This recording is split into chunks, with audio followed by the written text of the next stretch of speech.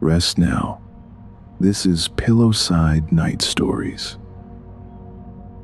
You are lying in a narrow bed, wrapped in heavy blankets, in a cabin that moves.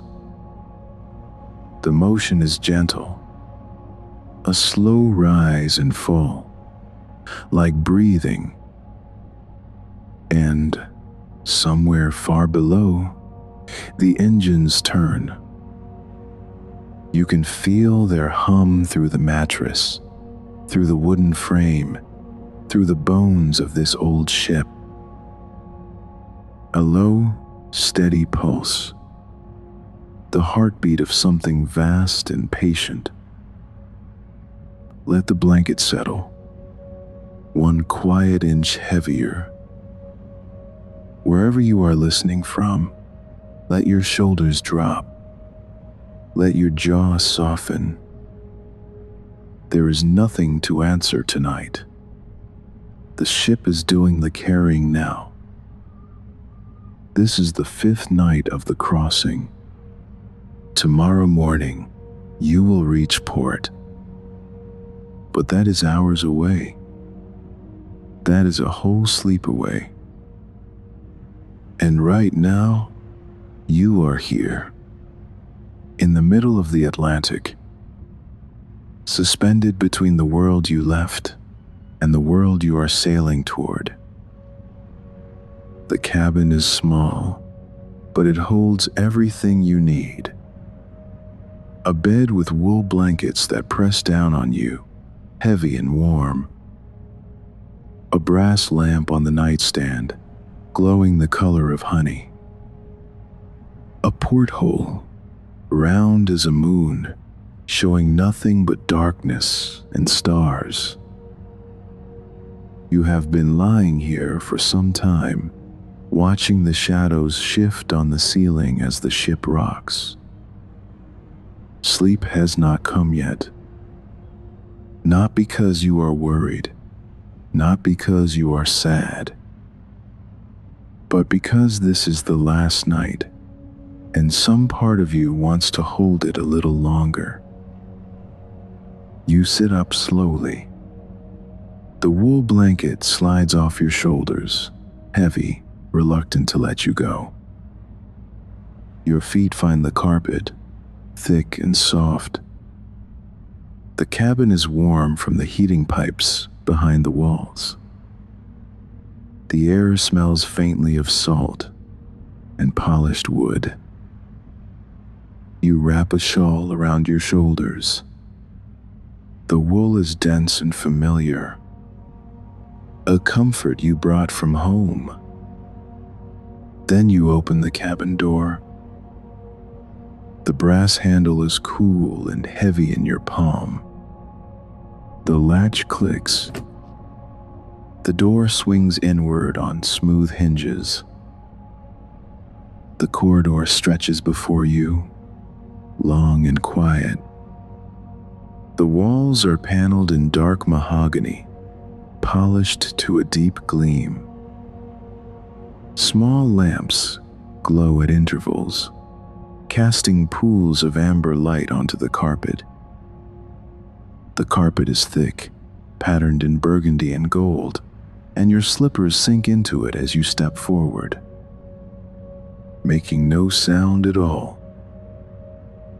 At the end of the corridor, near the stairs, a figure stands beside a small table. An older man in a white jacket, his hair silver in the lamplight. A tray rests on the table beside him, holding a folded blanket and a small pot that steams gently. He looks up as you approach, and his face creases into a quiet smile. The kind that has been given 1,000 times before. "Can't sleep, madam?" His voice is soft, unhurried, a voice that knows the rhythms of the night. You shake your head.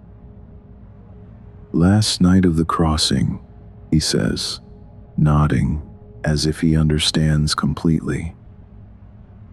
It happens often. The mind wants to hold on a little longer before we reach the shore. He gestures toward the stairs at the end of the hall. If you like, I can show you the quiet places. The ship has a few, this time of night. Most passengers never see them. You hesitate, but there is something in his manner, something kind and undemanding, that makes you trust him. I'm Mr. Aldridge, he says. I've worked the night watch on this ship for 32 years. I know every corner of her. He pauses, and his eyes meet yours. They are gentle eyes, patient. There's nothing expected of you, madam. Just a walk, if you'd like one, and then back to your cabin whenever you're ready. You nod, and he smiles again, that same quiet crease, and turns toward the stairs. The ship is called the Aldoria. You have seen the name embossed in gold on the stationery in your cabin. You have seen it on the menus, on the napkins, on the small brass plates beside every door. It is a name that sounds like music, you think. Like something from another century. But walking through her corridors now, in the quiet hours after midnight, she feels less like a name and more like a presence. Something alive. Something that knows you are here and is glad of the company. Mr. Aldridge leads you down a flight of stairs, past doors that lead to other corridors, other lives sleeping behind other walls. The carpet muffles your footsteps. The brass handrails are smooth beneath your palm, worn to a shine by the hands of countless passengers who have walked this way before. At the bottom of the stairs, he pauses beside a heavy door with a brass plaque.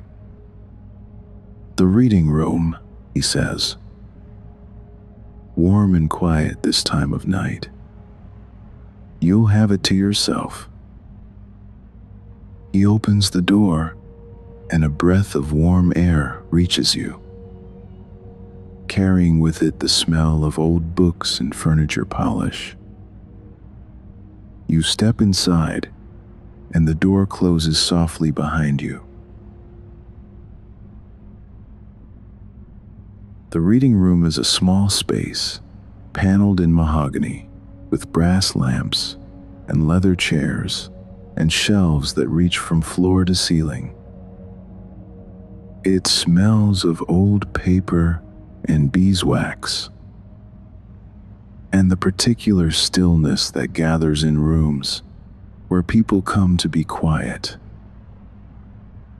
Mr. Aldridge has lit a lamp on the reading table and turned it low.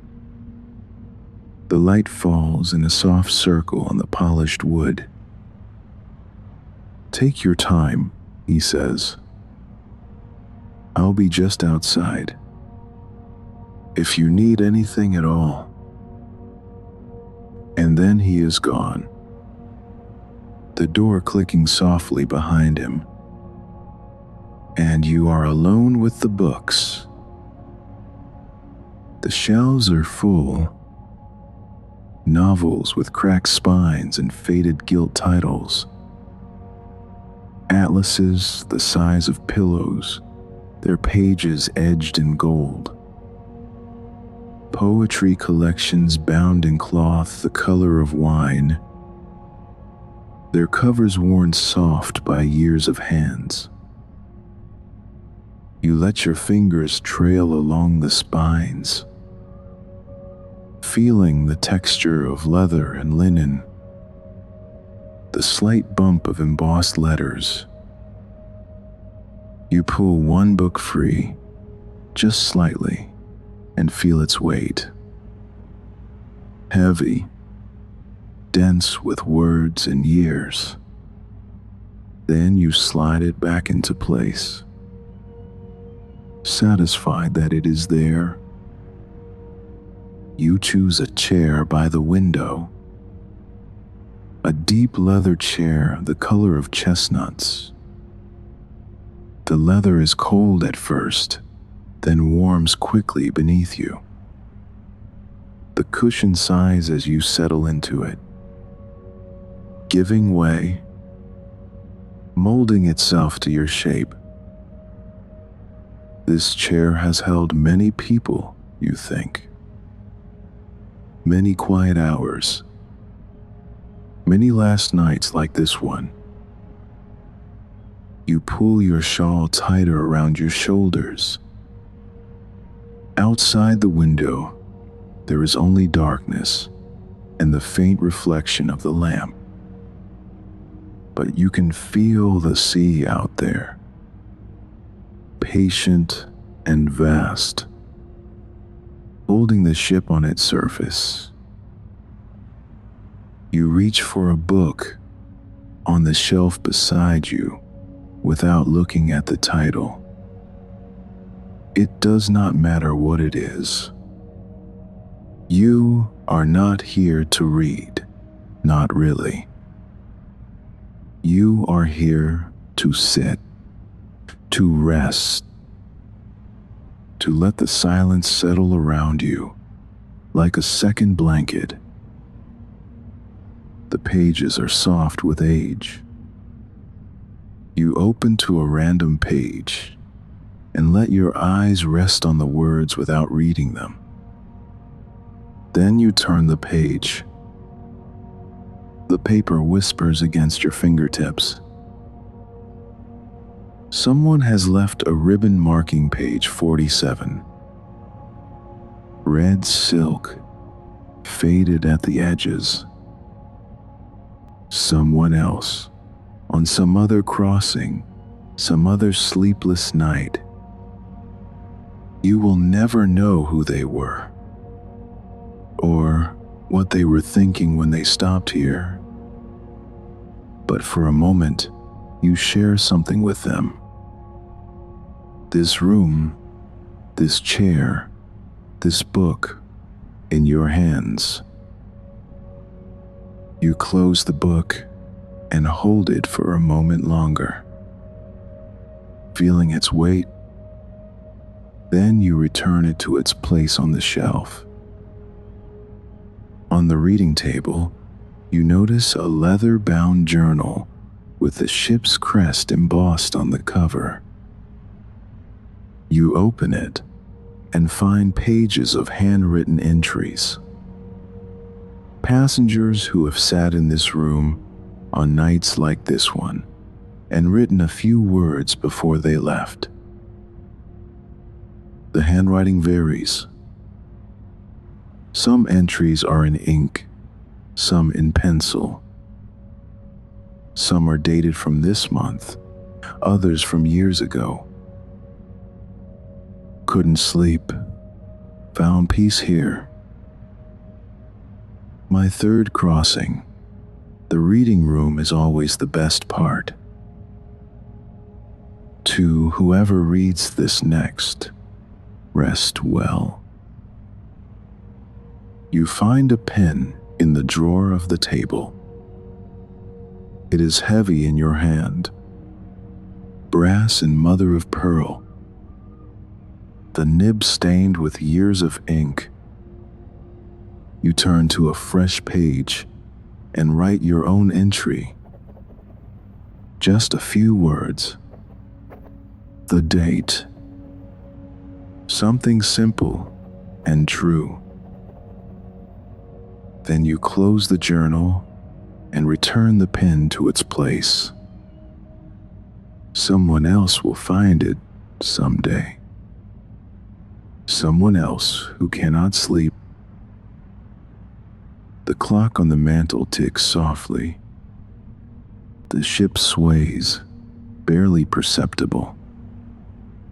A rhythm so gentle you have stopped noticing it.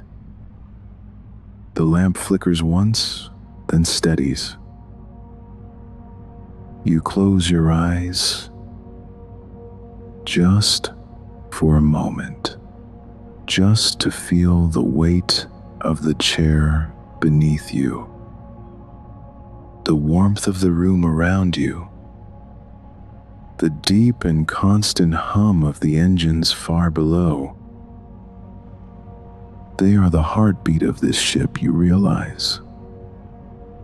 The pulse that has kept her moving across oceans for decades. When you open your eyes, Mr. Aldridge is standing in the doorway. He does not knock, he simply waits, patient as the tide, until you are ready. "There's one more place," he says. "If you're not too tired." The palm court. "I've had tea prepared." You are tired, but it is a good tired. The kind that comes from walking and looking and being present. The kind that will become sleep soon enough. You rise from the chair, and it sighs as you leave it. The book stays on the shelf. The lamp stays lit for whoever comes next. You follow Mr. Aldridge out of the reading room, and the door closes behind you, and the books settle back into their long and patient silence. The palm court is a room made of glass and light. The ceiling arches overhead in a dome of leaded panes.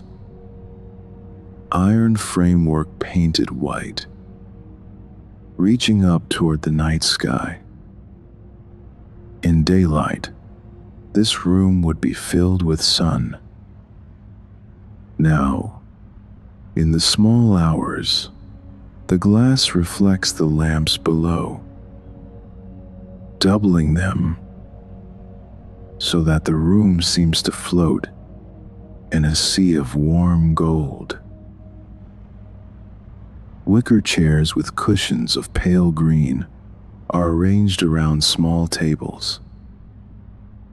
Potted palms stand in corners, their fronds reaching toward the dome, their leaves casting soft shadows on the tiled floor. The floor itself is a pattern of white and cream, cool beneath your slippers, and your footsteps make no sound as you enter. The room is empty. The tables cleared. The service finished hours ago. But Mr. Aldridge has prepared something. In the center of the room, at a table beside the largest window, a silver tray waits. A teapot, steam rising from its spout. A cup and saucer of bone china, so thin the light glows through when you lift it. A small plate of biscuits, golden at the edges, dusted with sugar. "I took the liberty," Mr. Aldridge says. "I hope you don't mind." "You don't mind? You don't mind at all." He pulls out a chair for you, and you sit. The wicker creaks softly beneath your weight. A friendly sound. He lifts the heavy silver teapot and pours without asking how you take your tea. and you realize with a small shock of warmth that he remembers. From dinner 3 nights ago, 2 sugars, a splash of milk. He has been paying attention. Quietly, without you knowing. The cup is warm in your hands. The china is old, you can tell, with a hairline crack along the rim, so faint you can only see it when the light catches it just right. But this small imperfection does not trouble you. It is a mark of use. Of all the lips that have touched this rim before yours, of all the quiet nights in this room, you lift the cup and drink. The tea is perfect, hot, but not scalding, strong, but not bitter. The warmth spreads through your chest, down your arms, into your fingers. Mr. Aldridge steps back. He does not hover. He does not watch. He simply stands a few paces away, his hands folded, his eyes on the windows, giving you space. The palm court was Mrs. Whitmore's favorite, he says quietly, almost to himself. She crossed with us 11 times. Always asked for tea here after hours. Said the quiet was different in a room made of glass. You look up at the dome. The reflections shimmer as the ship moves. The lights shifting on the curved panes. She was right, whoever Mrs. Whitmore was. The quiet is different here. Lighter, more delicate, as if the glass holds the silence gently, afraid to let it shatter. You unfold the linen napkin and lay it across your lap. It is starched and white, still slightly warm from being pressed. And in the corner there is a monogram, faded now. The letters A and L intertwined. For Aldoria Line, perhaps, or for someone else, long ago. You lift a biscuit from the plate. It crumbles at the edges, buttery and sweet. You eat it slowly, letting each bite dissolve on your tongue. The silver teaspoon is heavy in your hand. You stir your tea. 3 slow circles, watching the milk swirl and disappear. The spoon clinks against the china. A small, bright sound in the quiet room. Then you set it down on the saucer, and the silence returns. Outside the glass dome, there is only darkness. But you know the stars are there, wheeling slowly overhead, keeping pace with the ship. And you know the sea is there, calm tonight, patient, holding all of this on its surface. You pour a second cup. The steam rises and curls and fades. You are in no hurry. There is nowhere to be. No one is waiting. No schedule tugging at you. You are simply here in a room made of glass, drinking tea that someone prepared for you without being asked, while the ship carries you through the dark. When the pot is empty, you fold the napkin and place it beside the cup. You rise from the chair, and it creaks once more. A soft goodbye.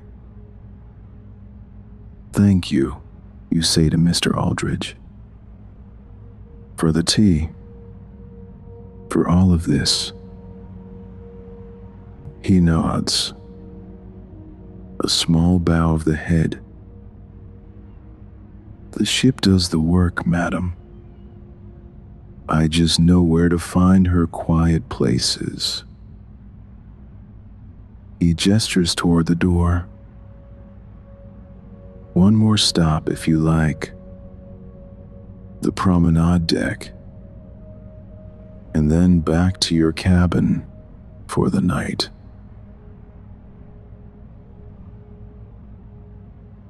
The promenade deck is a long corridor that curves around the ship,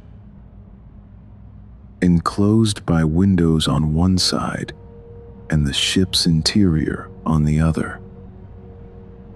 The floor is polished teak, gleaming in the low light, and the windows are tall, reaching from waist to ceiling, their glass faintly fogged with the warmth from inside. Mr. Aldridge walks a few paces ahead, his footsteps soft on the wood. "I'll give you a moment of quiet to yourself," he says. "I'll be nearby if you need me." You nod, and he slips through a door, and you are by yourself. The corridor stretches out before you, long and empty. Deck chairs are stacked against the inner wall, covered in canvas, waiting for morning. Brass fixtures gleam at intervals, casting small circles of light on the floor. You begin to walk. The teak is smooth beneath your slippers. You can feel the grain through the thin soles. The ship sways gently, and you find yourself matching her rhythm without thinking, leaning slightly one way and then the other, your body learning the motion. Through the windows, the Atlantic stretches away into darkness. No land, no other ships, just water and sky, meeting somewhere in the distance, impossible to see. The stars are reflected on the surface, scattered like coins on black velvet, so that you seem to be sailing through the universe itself. You rest your hand on the wooden railing.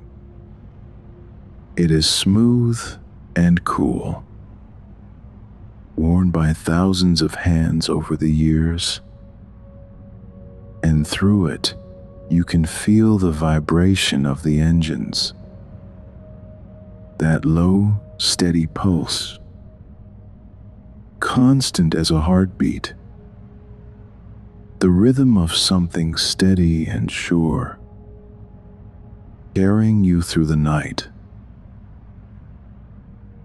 You count your footsteps as you walk. 10, 20.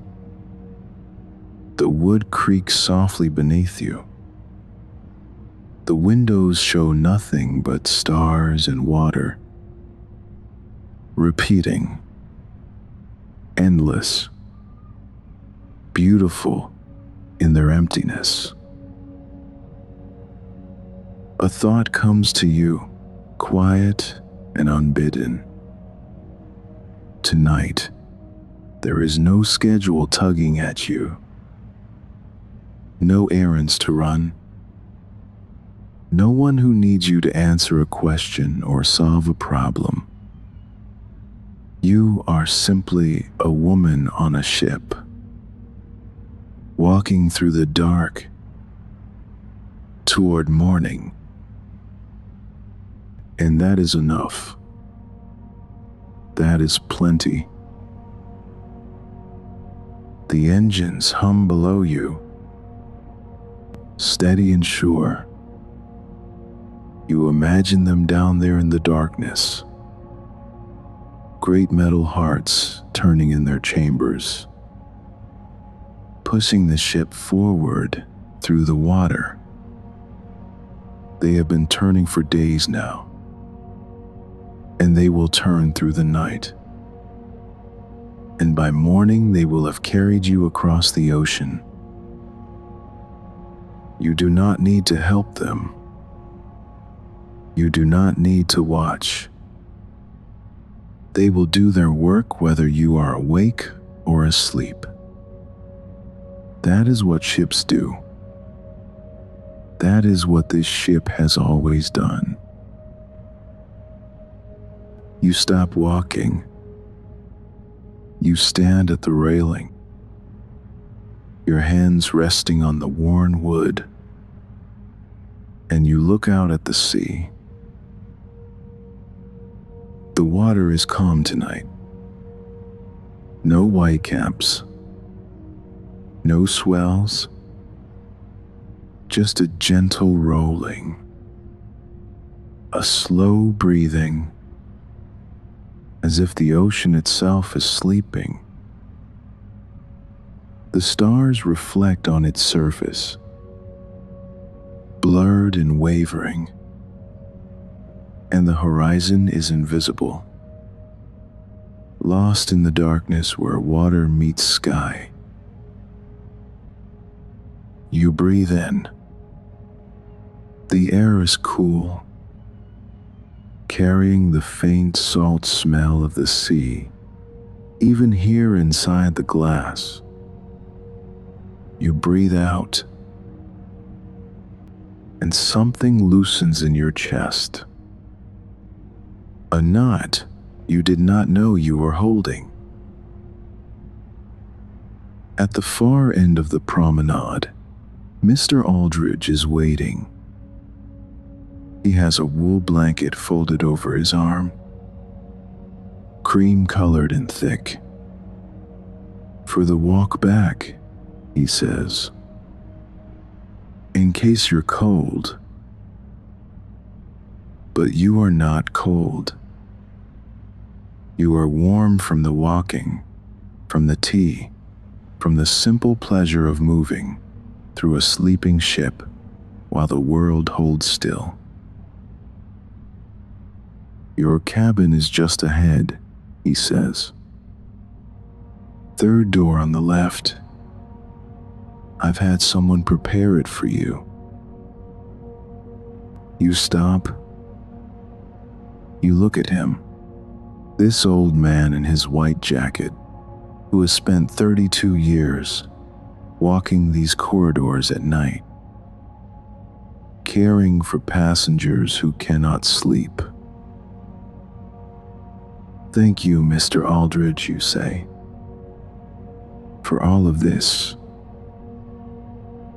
He shakes his head gently. Sleep well, madam.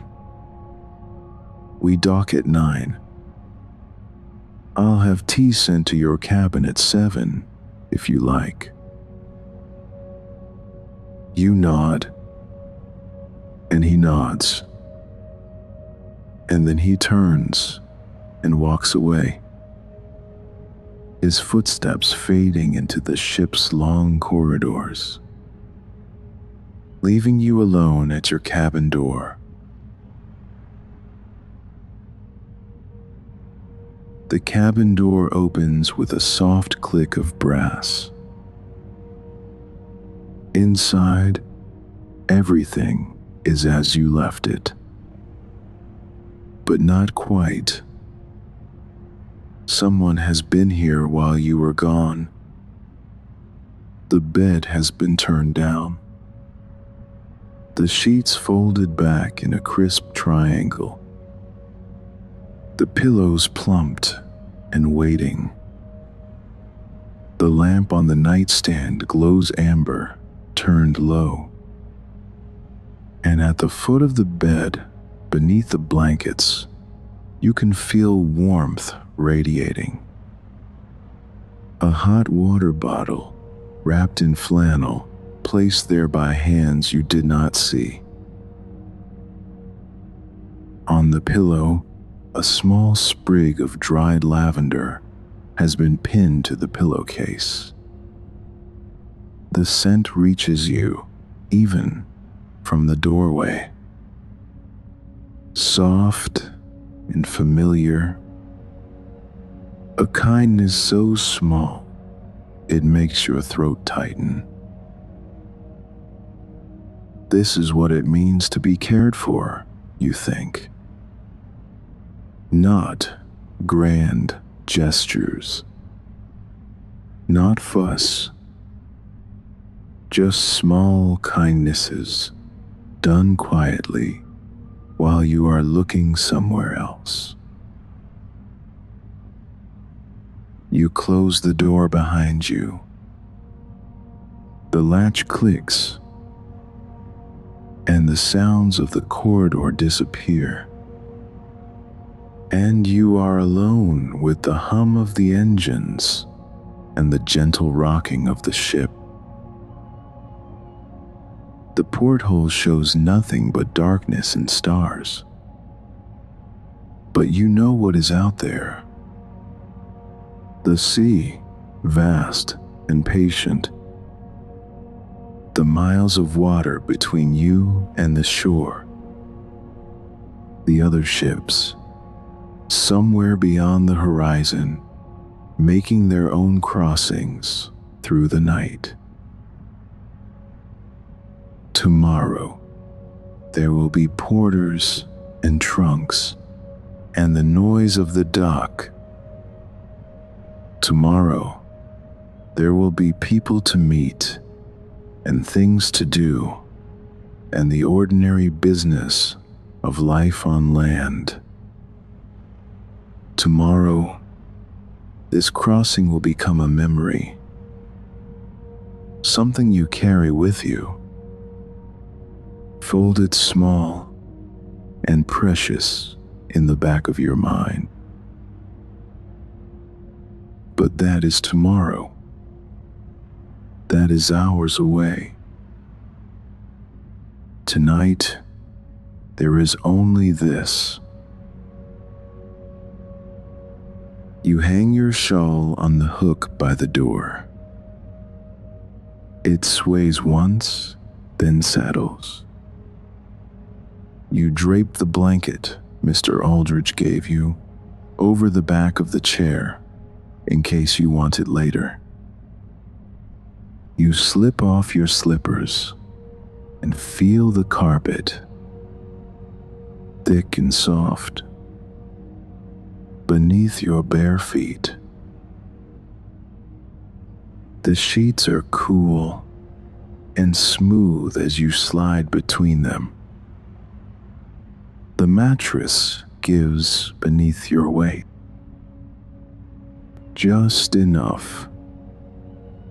The pillows accept your head, firm but yielding, molding themselves to the shape of you.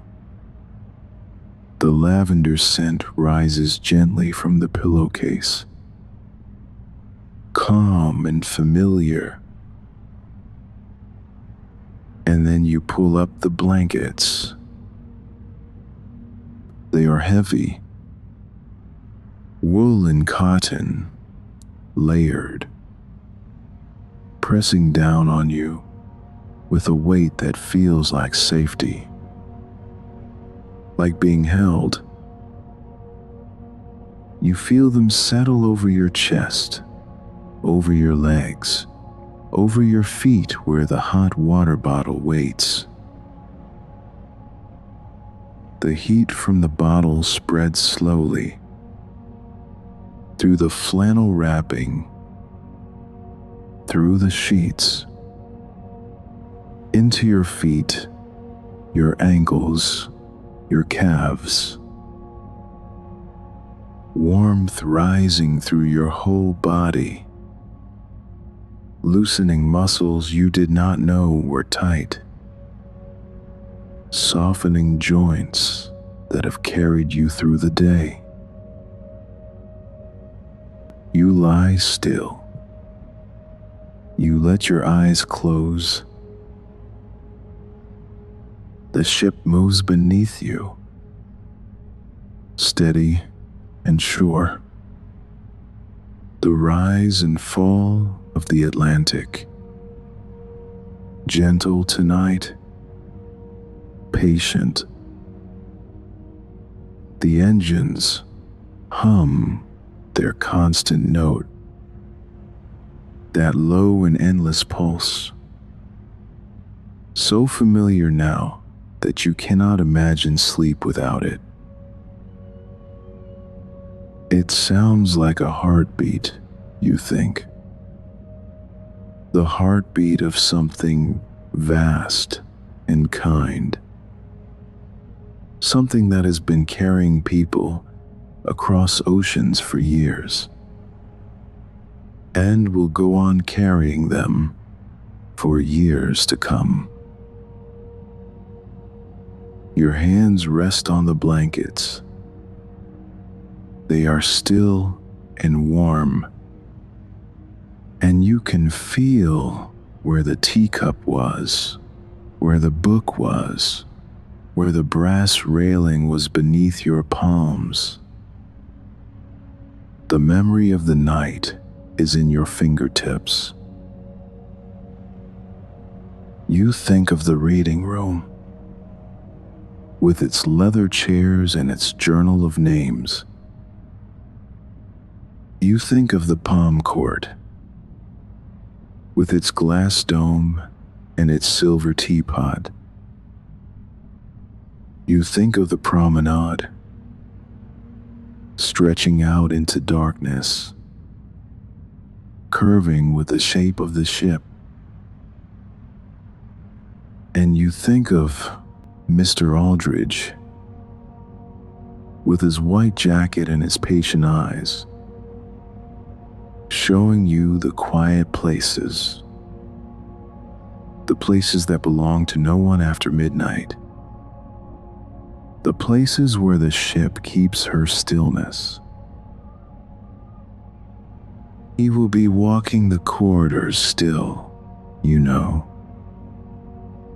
checking doors, dimming lamps, making sure that everyone who needs to sleep can sleep. But you do not need him now. The ship has done her work. She has carried you through the night, through the reading room, and the palm court, and the long promenade. And now she has brought you here, to this bed, to this warmth, to this gentle rocking that feels like being held. Tomorrow, you will reach port. You will stand at the railing and watch the land appear. First is a smudge on the horizon. Then as buildings and docks and people waiting on the shore. You will collect your trunk and your coat and your letters. You will walk down the gangway and step onto solid ground. And the deck will stop moving beneath your feet. And the engines will fall silent. And the crossing will be over. Morning can wait. Tonight, you are still at sea, still moving, still carried. The blankets weigh you down, heavy and warm. The hot water bottle sends its heat through your bones. The pillow cradles your head. The lavender drifts up from the pillowcase. The lamp glows amber. The porthole shows stars. And the ship rocks gently, gently, like a cradle. Your breathing slows. Your thoughts grow quiet. The brass lamp loses its gleam as your eyelids grow heavy. The porthole becomes a soft blur of darkness. The ship has carried you 5 nights across the Atlantic. She has held you in her corridors and her cabins, in her reading room and her palm court, on her promenade and in this stateroom. She has asked nothing of you except that you be here, that you rest, that you let yourself be carried. And now, on this last night, she holds you still. The engines hum. The waves keep time. And the ship, old and steady and sure, holds you safe. Tomorrow, the harbor lights will appear. But that is tomorrow. Tonight, there is only the rocking and the warmth